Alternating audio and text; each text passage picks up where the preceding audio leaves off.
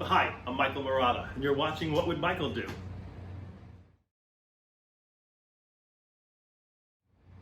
Well, zucchini season is about to come on strong, and today I'd like to share with you one of my favorite recipes for the perfect hors d'oeuvre or appetizer. It's a real crowd pleaser, and it's vegetarian. It's a zucchini fritter. It's a crunchy and versatile little treat. Everybody loves them, and you will too. Let's get started. Let's get a cutting board down and take a box cutter. We're going to use the larger holes, and I'm going to take 2 zucchini, which have been rinsed and dried, and we're going to grate the zucchini. There we go. Woo-hoo! We're going to add that grated zucchini to a colander or a strainer. Toss it with about a half a teaspoon of salt. Stir it up with your hand. And let that sit in the sink or over a plate for a good 10 minutes. For 2 zucchinis, I'm going to crack 1 egg and whisk it up with a little salt and pepper. For 4 zucchini, you could easily double this recipe. I would use 2 eggs. Little pinch of salt, little pinch of pepper. Once that gets nice and frothy, you're done. Let's drain the zucchini. The zucchini's been sitting in the sink for about 10 minutes, and now what we want to do is press it to release as much of that liquid as possible. All of that water, we want them as dry as possible. So just go ahead in there with your hand and squeeze it out. Once you feel like you have drained all of the liquid out of there and pushed as much of it out as you can, and you think it's dry, I spread it out and push down a little paper towel just to confirm that it's as dry as I think it is. There we go. That is pretty dry. I'm going to add that zucchini to my egg mixture, and I'm going to whisk that up. Incorporate the egg into the zucchini. Once that's done, I'm going to add 1/4 cup of all-purpose flour. Again, for doubling this recipe, 1/2 cup of all-purpose flour for 4 zucchini. Toss that in. Our batter is ready to go. Couldn't be simpler.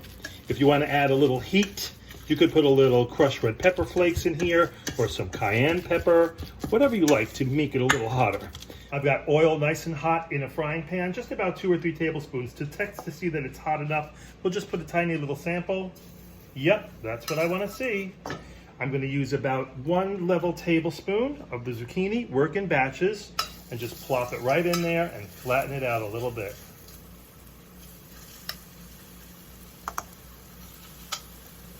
I like my zucchini fritters to be a little rounder, so I'm going to reshape them just ever so slightly and flatten them out just a little bit. After about 1.5 minutes, these are going to be done and ready to flip. They happen pretty quickly, and you can see it gets brown around the edges. So just give them a little light flip, and let's get the other side. Been about 1.5 minutes, so let's test the other side, and you can see that it's just as crispy and brown as the first side. We are going to transfer these guys to a plate with some paper towel on it and drain off that excess oil. If you're interested in a fancier, more symmetric little fritter, you can use a little scoop. I'm going to try that for the second round, just so you can see the difference.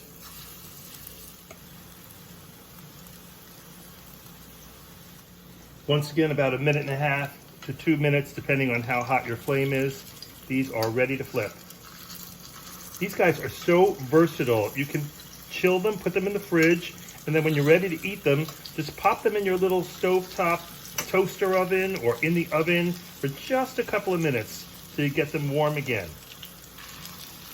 And this 2 zucchini yielded, I've got about 14 fritters here. I made them kind of large. You can make them a little smaller if you want them to be perfectly bite-sized. You can make them a little larger if you like, and serve them as an appetizer. Either way, they're always delicious. I'm going to put another paper towel over those. Not much oil comes up, as you can see. You can serve these guys up right away as soon as they're cool enough to eat, or I like to do them in advance and press them between paper towel pieces, put them in the fridge for a little while until I'm ready to eat them. Anyway, I like to pop them into the toaster oven for just a couple of minutes before they're ready to serve. I like to put a little dollop of something on them. A really delicious idea is to take a jar of roasted red peppers, pop them into your little food processor with a little bit of olive oil, some salt and pepper, whip it up, and you've got a delicious whipped treat. I've got some basil mayo left over from about 2 weeks ago. A little dollop of that is delicious. You could do just a little horseradish. You could do a little sprinkling of Parmesan, whatever makes you happy. They're very versatile, as I said. Anyway, give it a try. I think they're delicious. Wherever I serve them, they think they are too. And I think you'll like them. Thank you so much for watching. Share this video if you think somebody else might be interested in it. And subscribe if you haven't already. Hit that little red bell, and then you'll get a notification once a week that says there's a new What Would Michael Do up and running. Thank you again. Have a great day.